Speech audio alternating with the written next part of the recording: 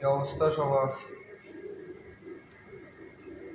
আজকে শুক্রবার, আমরা দুপুরে কিছু রান্না করি নাই। দুপুরে নামাজ পড়ে আসে বাইরে থেকে খাইলাম, আপু খানা আনলো। এখন সবচেয়ে বড় কথা যেটা, খাইতে তো সকালে বাইরে থেকে খাইলাম, দুপুরে বাইরে থেকে খাইলাম, রাতে তো ঘরে খাইতে হবে, আমাদের শরীর অবস্থা খারাপ হয়ে যাবে। আর এই খানা দানার জন্য সবচেয়ে কষ্ট করেছে যে রান্নাবাড়ি। রান্না করাটা যে কি পরিমাণ কষ্টকর, আল্লাহু আকবার। সারাদিন অফিস করার পরে রান্না করাটা বেশি কষ্ট।